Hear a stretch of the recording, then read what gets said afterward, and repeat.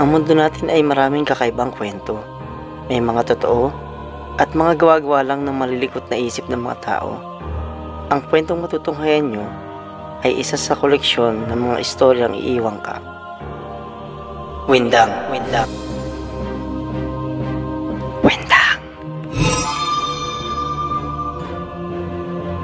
Ang video na ito ay maaaring naglalaman ng mga imahe, tunog at mga salita o katagang hindi naangkop sa may mga mahihina ang loob. Ang mga larawan at tunog ay maaaring hindi ang aktwal na nabanggit sa kwento at biswal na representasyon lamang. Magandang araw!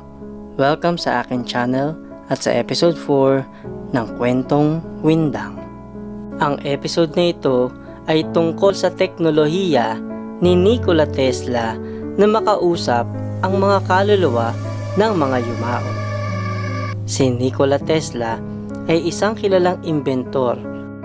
Ano kaya ang kanyang dahilan upang mag-imbento siya ng ganitong instrumento?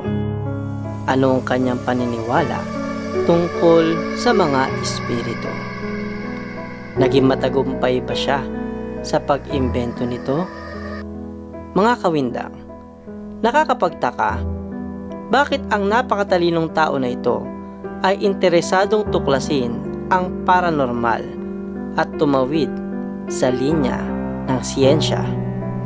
Makipag-usap tayo sa mga espiritu. Kaluluwa, multo. Si Nikola Tesla. Kung ikaw ay taong nag-aral o nagtrabaho sa linya ng agham at teknolohiya, malamang sobrang pamilyar sa iyo ang pangalang Tesla. Ilan sa kanya mga sikat na nidiskubre at likha ay ang AC motor, plasma globe, radio control, Tesla coil, at libreng wireless power na sa kasamaang palad ay hindi natuloy dahil sa impluwensya ng mga negosyante. Sayang, no? Wala sanang nakakatakot na Meralco bill. Windang.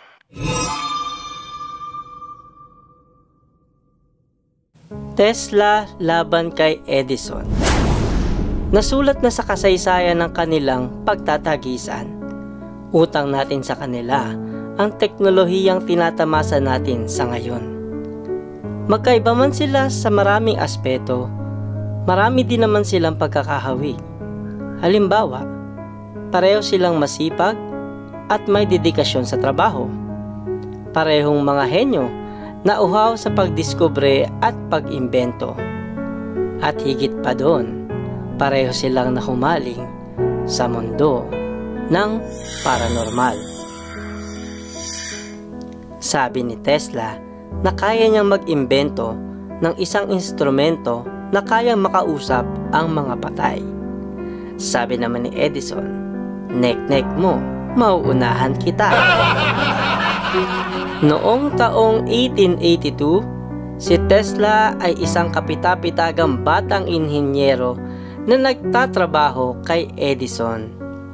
Sa katagalan, dahan-dahang napansin ang pagkakaiba nila sa paggawa. Gusto ni Edison ng aktwal na mga eksperimento, samantalang si Tesla ay gusto ang pagpaplano at papel muna ang kaharap. Si Tesla ay maimis at organisado, samantalang si Edison ay kabaligtaran.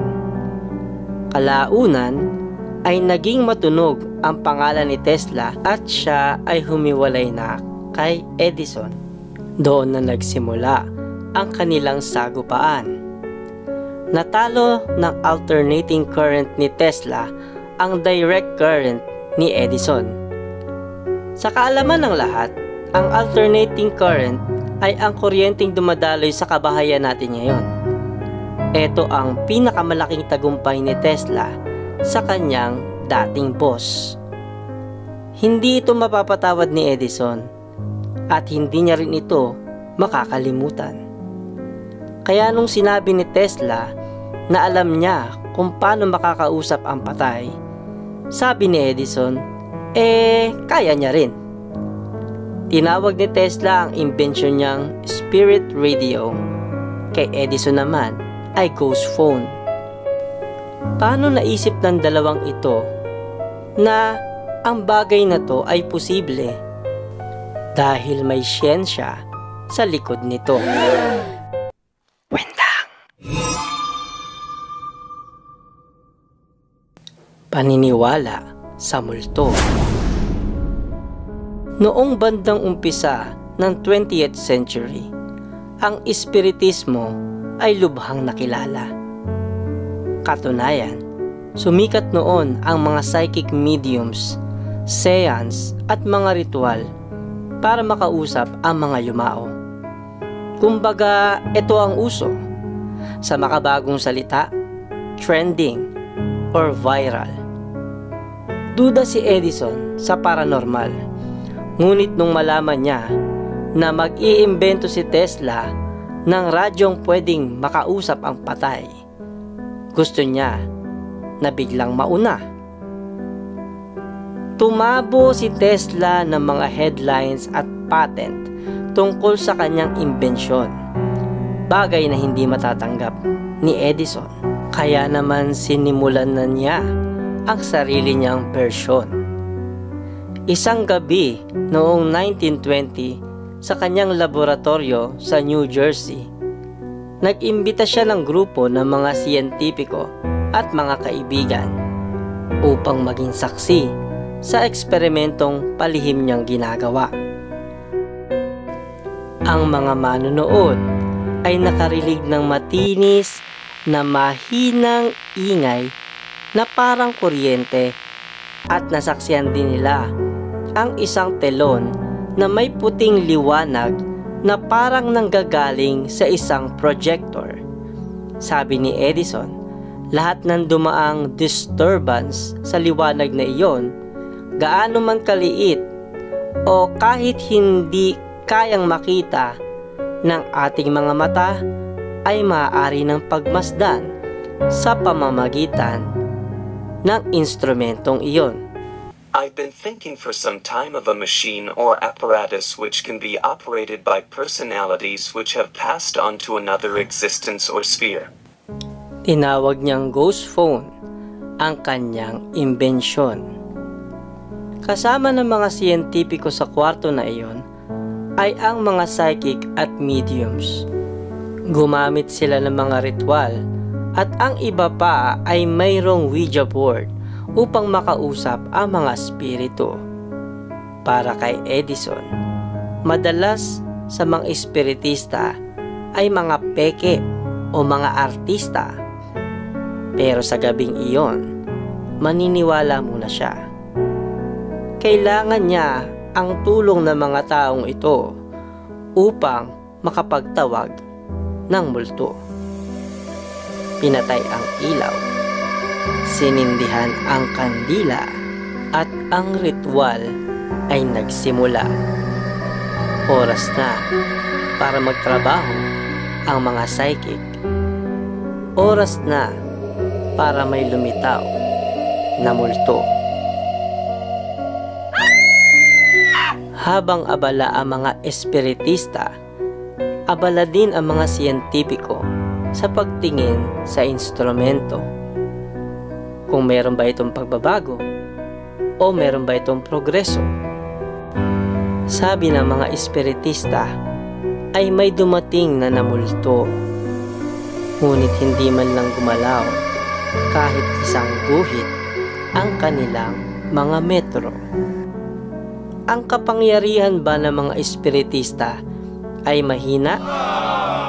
Kulang ba sa pagiging sensitibo ang likha ni Edison? May multo ba talaga? Matapos ang ilang oras, pinasalamatan ni Edison ang lahat ng kanya mga bisita. Oras na para ang lahat ay umuwi. Si Thomas Edison ay porsigido.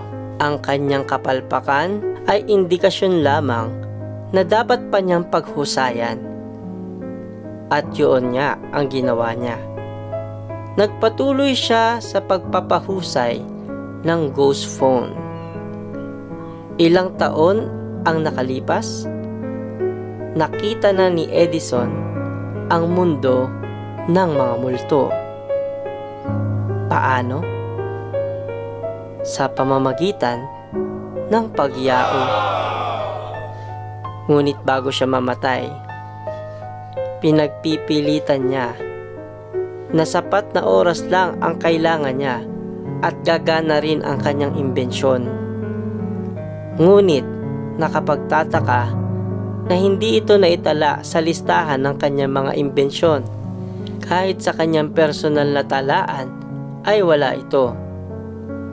Kahit marami namang nakakaalam na tinrabaho niya ito dahil na rin sa mga lumabas na artikulo sa mga dyaryo. Napagana nga ba ni Edison ang ghost phone? Hindi. Say what? Pero si Tesla ay tagumpay. Wendang.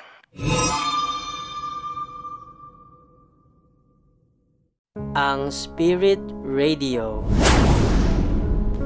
20 taong nakalipas bago ang gabi ng demonstrasyon ni Edison, si Tesla ay may tinrabahong radyo. Hindi ito nakasaksak sa kahit anong pinagkukunan ng kuryente o enerhiya, ngunit may narinig siyang kakaibang tunog na nanggagaling dito na lubhang kinatakot niya. The sound appeared to be human voices conversing back and forth in a language I can't understand, but I was alone in my laboratory at night. Ang nakapagpawindang kay Tesla ay noong gabing yon ay isang crystal radio ang kanyang tinatrabaho. Radyong hindi nangangailangan ng external power source. Ang enerhiyang ginagamit nito ay nagmumula sa electromagnetic wave na nasasagap nito. Literal na kumukuha ito ng enerhiya sa ere lamang. Naniniwala si Tesla na lahat ng tao ay may enerhiya na maaaring makagawa ng electromagnetic field na sa tamang instrumento ay maaaring masagap. Sang-ayon din siya kay Einstein na energy cannot be created or destroyed. It can only be changed from one form to another. Law of Conservation of Energy. Kung ang kaluluwa ng isang tao ay isang electromagnetic energy na hindi pwedeng mawasak o mawala.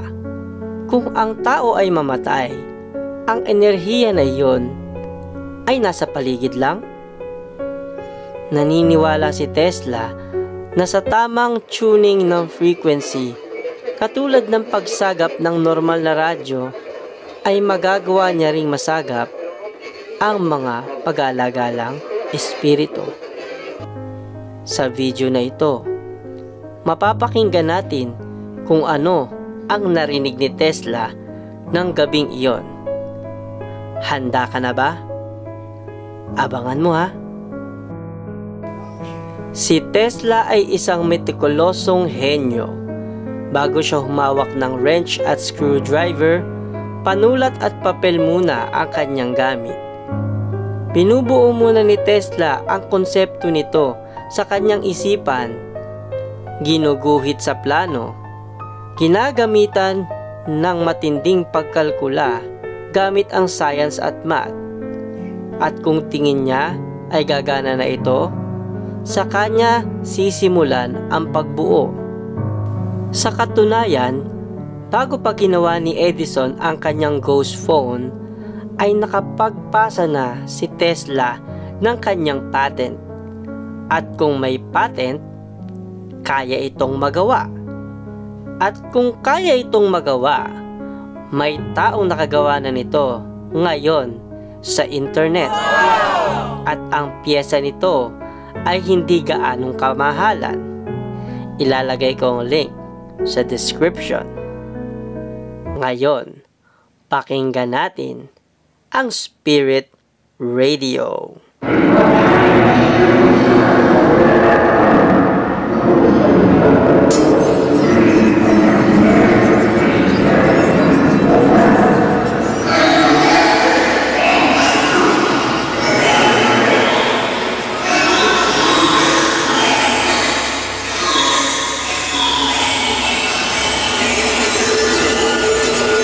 Mga multo ba yun? Sabi ng mga ghost hunters, oo. Sa katunayan, ang teknolohiyang ginagamit nila ay kaparehas nito. Sa ghost hunting community, ang EVP o Electronic Voice Phenomena ay ang pag-record ng mga boses gamit ang mga instrumento. Ang isa pang tawag dito ay ITC or Instrumental Transcommunication. Kadalasan, hindi ito naririnig sa oras ng pag-record. Ito ay naririnig sa playback at ito ay kailangang suriin ng mabuti. I hear a woman's voice. Now? Ma? Minsan, ang mga boses ay parang walang ibig sabihin at walang kausap. Minsan naman, ay sobrang linaw ng mensahe nito at tila sumasagot pa sa mga katanungan. Go away?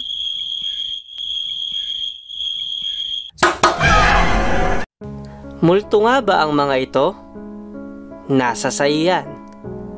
Ang mga nagdududa sa ganitong konsepto ay nagsasabing ito raw ay isa lang auditory pareidolia.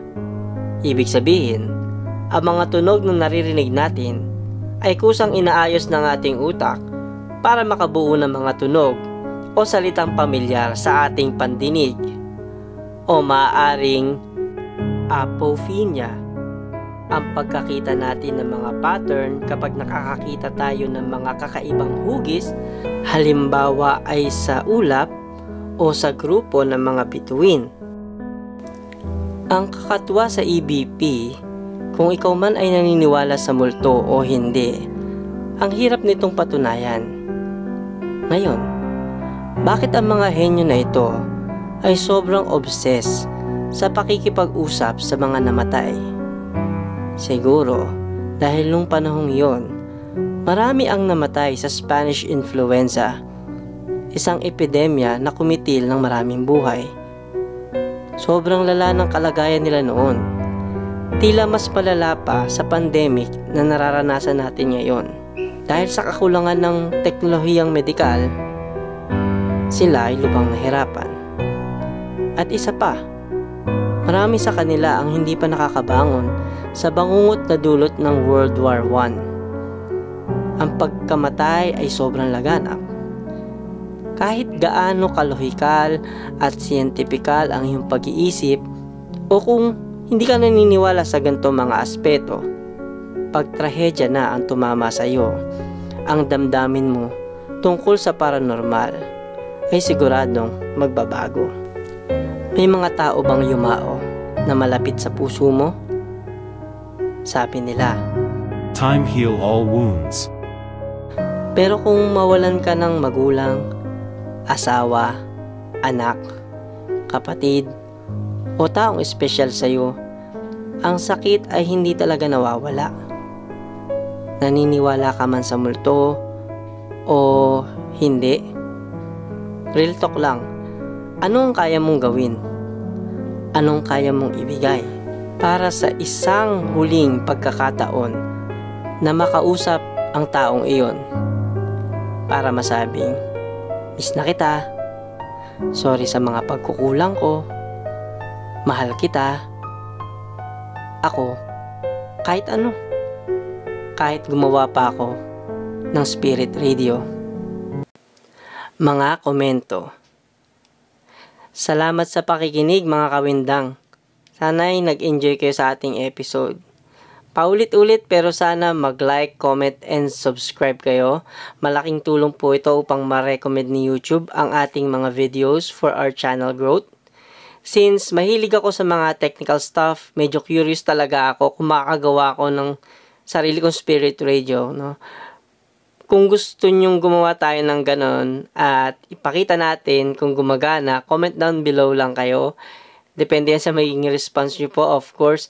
Since hindi ako expert sa paranormal, baka humingi ako ng tulong, bago paganahin yon. Medyo nakakatakot eh. Pero anyway, kung interesado lang naman kayo at promise hindi ko gagawing fake, gumagana man o hindi, okay lang.